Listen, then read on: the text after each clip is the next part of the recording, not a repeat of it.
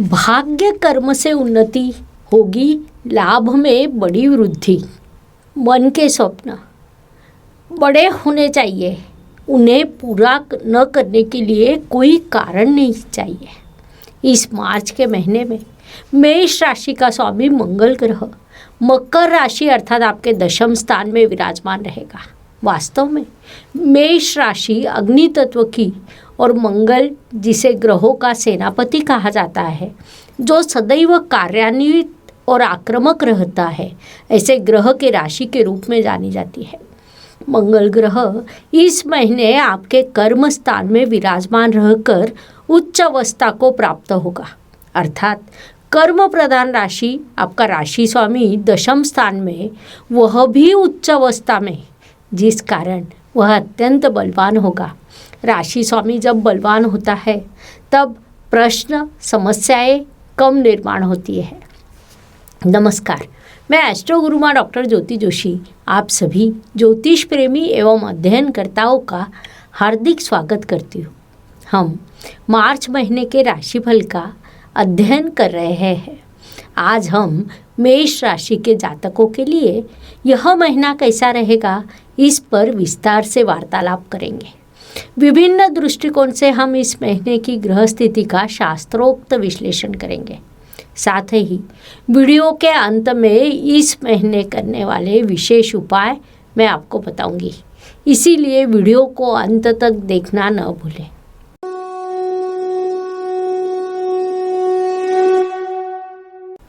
व्यक्तित्व की दृष्टि से विचार करें तो राशि स्वामी की स्थिति को देखना महत्वपूर्ण होता है।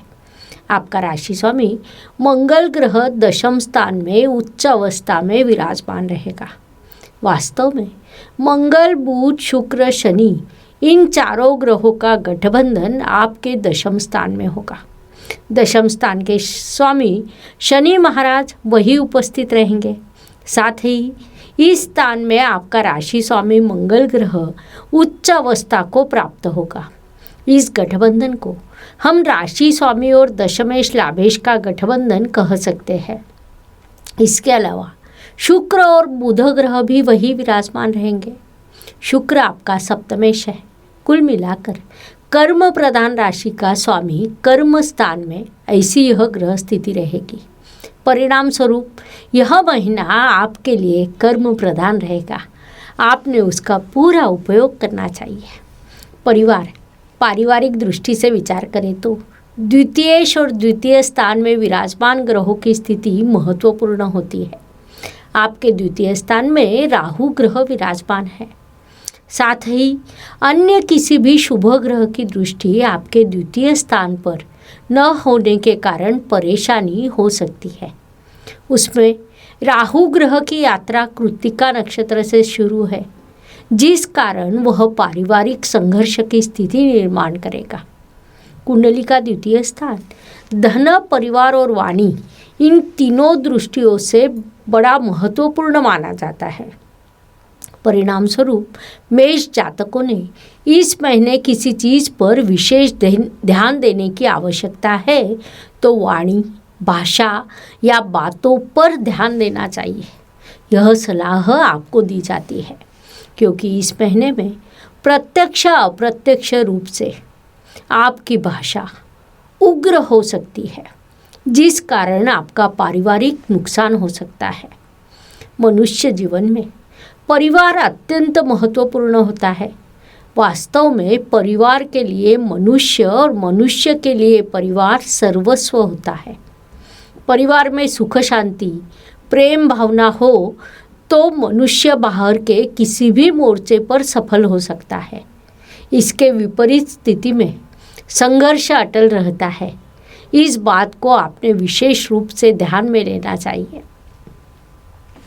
पराक्रम परिश्रम की दृष्टि से विचार करें तो आपका परिश्रमेश बुध ग्रह की स्थिति को देखना अत्यंत आवश्यक है। बुध ग्रह महीने की शुरुआत में मकर राशि में उपस्थित रहेगा।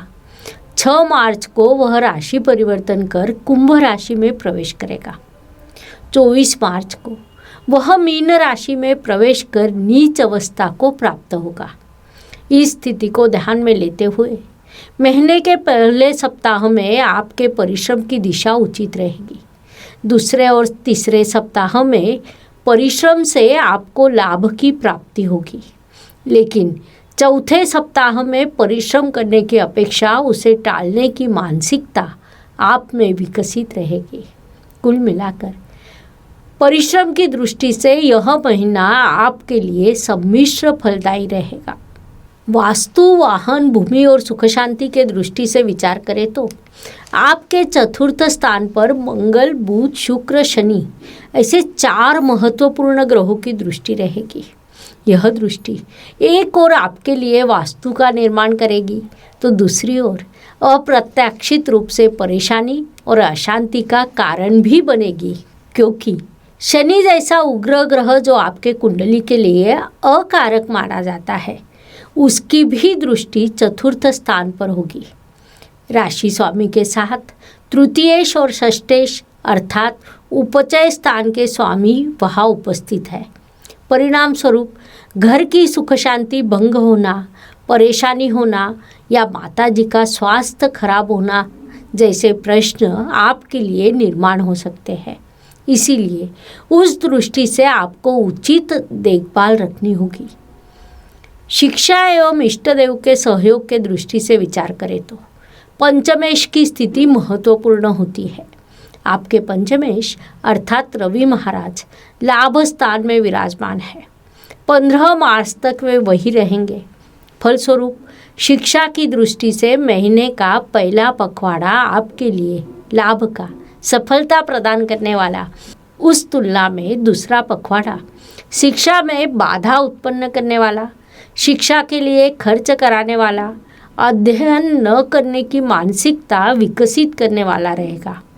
परिणाम स्वरूप महीने के पहले पखवाड़े में अधिकतम अध्ययन करने का सुझाव आपको दिया जाता है, क्योंकि दूसरे पखवाड़े में कई बाधाएं, परेशानियां उत्पन्न होने की संभावना है। इस अवधि में एक सुखदायक चीज है कि इष्ट देव से आपको पूरा सहकार्य प्राप्त होगा। उसका आपने पूरा सदुपयोग करना चाहिए। Please like, share and subscribe the channel और हाँ, बेल आइकॉन दबाना ना भूलें। धन्यवाद। स्वास्थ्य, कर्ज, प्रतिस्पर्धी, शत्रु, कोर्ट केस, इन सब दृष्टियों से विचार करें तो मेष जातकों के लिए महीने का पहला सप्ताह कई अर्थों से लाभकारी रहेगा। दूसरे और तीसरे सप्ताह में स्वास्थ्य संबंधी परेशानियां उत्पन्न हो सकती है। महीने का अंतिम सप्ताह परेशानियों से भरा रहेगा। प्रतिस्पर्धियों की गतिविधियां शुरू रहेगी। महत्वपूर्ण दस्तावेज कहीं खो जाने की संभावना को नकारा नहीं जा सकता है। जिन मेष जातकों का कोर्ट कचहरी में किसी केस पर कामकाज शुरू हो तो उन्हें सलाह दी जाती है कि महीने के अंतिम सप्ताह की तारीख कतई न ले, वह आपके लिए लाभकारी नहीं रहेगी। संक्षेप में इन सभी दृष्टियों से इस महीने में आपको सम्मिश्र फल प्राप्त होंगे। नौकरी एवं व्यवसाय की दृष्टि से विचार करें तो जो मेष जातक नौकरी में है उनके लिए महीने के पहले 3 सप्ताह लाभकारी सिद्ध होंगे, लेकिन चौथा सप्ताह संघर्ष से भरा रहेगा। इसे पहले ही ध्यान में लेते हुए सभी महत्वपूर्ण काम उससे पहले करने की सलाह आपको दी जाती है। साथ ही महीने के अंतिम सप्ताह में थोड़ा सावधान रहना आपके लिए आवश्यक रहेगा। व्यावसायिक जातकों की दृष्टि से विचार करें तो यह पूरा महीना आपके लिए केवल और केवल परिश्रम का रहेगा। इस अवधि में आप अधिकतम परिश्रम करोगे, लेकिन उसका लाभ अप्रैल महीने में प्राप्त होगा, क्योंकि व्यवसाय के कारक शुक्र महाराज आपके कर्म स्थान में विराजमान है। 31 मार्च तक वे वही रहेंगे और उसके बाद कुंभ राशि अर्थात आपके लाभ स्थान में प्रवेश करेंगे। वहाँ से वे आपको लाभ प्रदान करने की शुरुआत करेंगे। भाग्य की दृष्टि से विचार करें तो भाग्येश की स्थिति बड़ी महत्वपूर्ण होती है। आपके भाग्येश साक्षात गुरु महाराज है। वे वर्तमान स्थिति में आपके लाभ स्थान में विराजमान है। भाग्येश का लाभ स्थान में होना अर्थात भाग्य से लाभ की प्राप्ति होना होता है। फिर वह लाभ विभिन्न पद्धतियों से हो सकता है।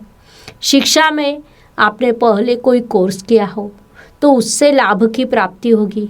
परिश्रम से लाभ प्राप्त हो सकता है।